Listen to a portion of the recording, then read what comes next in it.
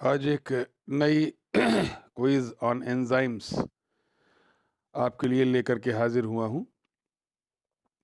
जिसमें पहला क्वेश्चन है activator of hexokinase enzyme is. Hexokinase का जो मेटल एक्टिवेटर है वो क्या होता है?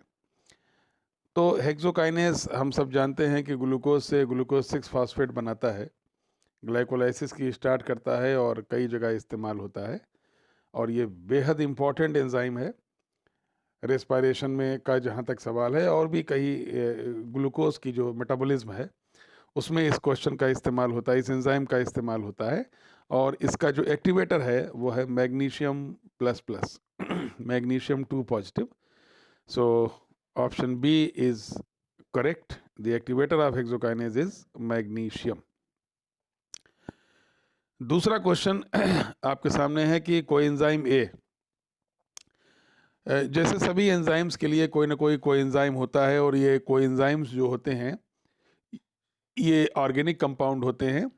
जब जैसे कि कोई मेटल होता है तो उसको किसी भी enzyme, all enzymes are, mostly enzymes are proteins, so they require a cofactor, and then the cofactor is tightly bound and organic, it is known as coenzyme.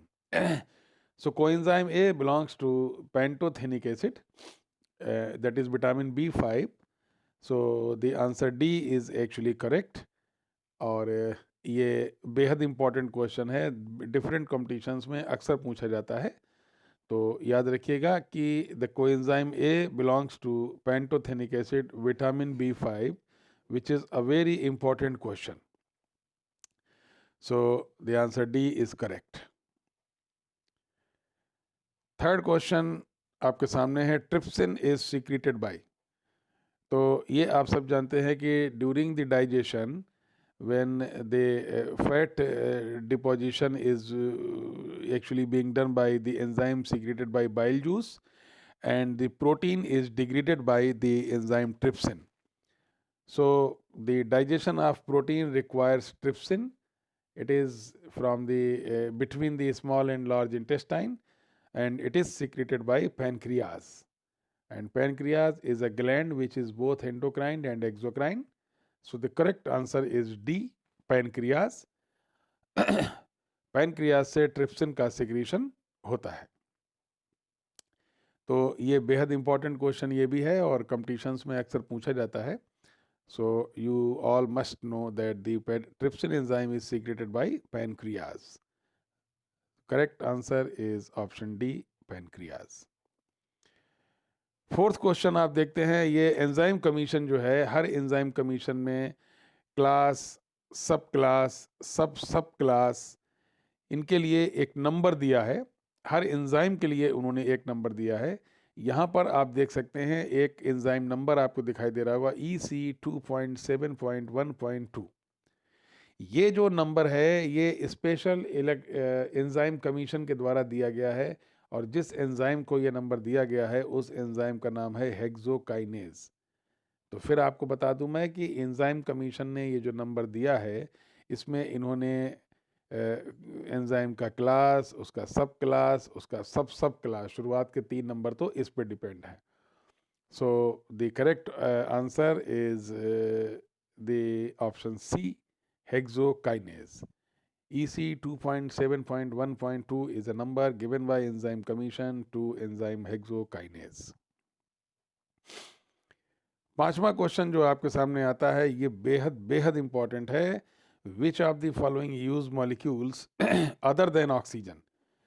Other than oxygen के लिए आप देखेंगे एज एन इलेक्ट्रॉन एक्सेप्टर। तो आप सब जानते हैं कि जब कभी भी डिहाइड्रोजनेज इस्तेमाल होता है, तो डिहाइड्रोजनेज एंजाइम जो होता है जब भी 2 प्रोटॉन रिलीज होते हैं या 2 हाइड्रोजन मॉलिक्यूल रिलीज होते हैं, तो NAD plus accepts an hydrogen atom and electron and changed into NADH plus H plus.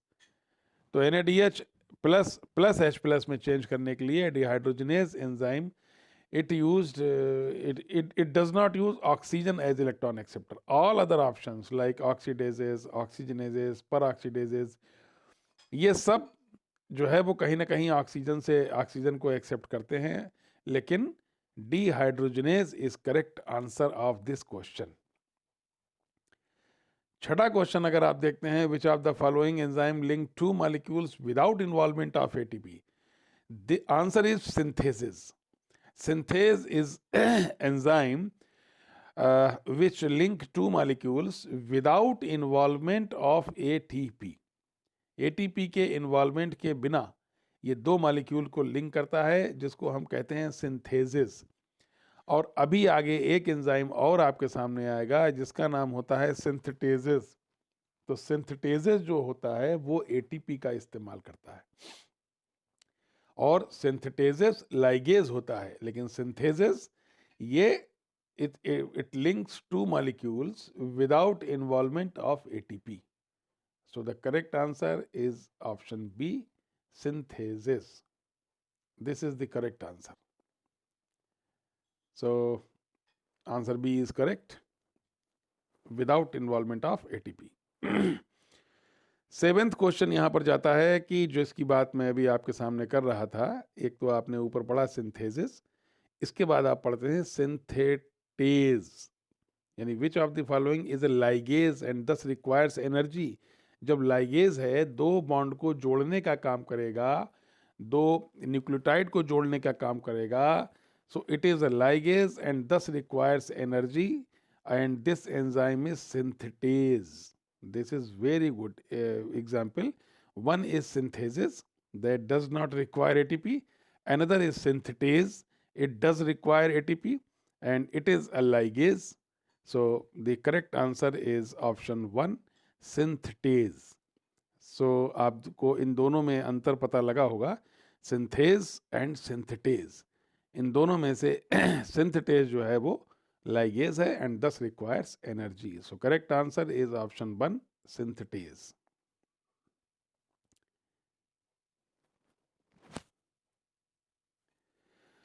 आठवां क्वेश्चन है the accepted SI unit of enzyme activity is. तो accepted SI unit of enzyme activity is CATAL, KATAL, CATAL. So the correct answer is CATAL. ये भी एक नया question आया है और अक्सर कंपटीशंस में पूछा जाने लगा है, तो इसको भी आप लोग तैयार रखिए कि the accepted SI unit of enzyme activity is katal. EC unit ईटाल एंड एंजाइमेटाल, ये कोई यूनिट नहीं है. Option C is correct, that is katal. So the correct answer is option C, katal. Kat भी बोलते हैं इसे कभी कभी. ये आठवां क्वेश्चन है. नाइन्थ क्वेश्चन आपके सामने आता है, highest turnover number belongs to. तो टर्नओवर नंबर ये होता है कि कितनी जल्दी एंजाइम कितना एक्टिव है और कितने सबस्ट्रेट मॉलिक्यूल को कितनी जल्दी वो प्रोडक्ट में बदल देता है. मान लीजिए एक एंजाइम एक घंटे में 100 मॉलिक्यूल्स को प्रोडक्ट में बदलता है, दूसरा एंजाइम एक घंटे में 1000 मॉलिक्यूल्स को प्रोडक्ट में कन्वर्ट करता है, तो दूसरे एंजाइम का टर्नओवर नंबर ज़्यादा है. यानी ये एंजाइम फास्टेस्ट एंजाइम है. तो जो सबसे तेज एंजाइम है वो है कैटालेज, और जो सबसे स्लोएस्ट है वो है लाइसोजाइम. तो सबसे तेज एंजाइम है कैटालेज. हालांकि कभी कभी कुछ जगहों पर कार्बोनिक एनहाइड्रेज भी लिखा होता है, लेकिन पाथफाइंडर एकेडमी की बुक्स से मैंने इसको बनाया है, and the answer is catalase. Option D is correct. 10th and last question is an enzyme which is not a protein. All enzymes are proteins. Mostly enzymes are proteins, but few enzymes are not proteins. The one is ribozyme. So ribozyme, option A is correct. Ribozyme is not a protein. दूसरा option है zymogen, which is inactive precursor of enzyme. तो option A is correct, ribozyme. हालांकि इसके अलावा एब्जाइम्स और डीएनएजाइम्स ये भी होते हैं जो प्रोटीन्स नहीं होते, लेकिन ribozyme is actually RNA. When RNA acts as enzyme, हम सब जानते हैं जब ये दुनिया बनी तो the world was RNA world, और आरएनए ने जब कैटालिटिक एक्टिविटी करना शुरू किया तब उसके बाद सारा काम शुरू हुआ. तो when RNA acts as enzyme, it is known as ribozyme, which is not a protein. Ribozyme is not a protein. So that is all for today. Thank you so much. See you soon.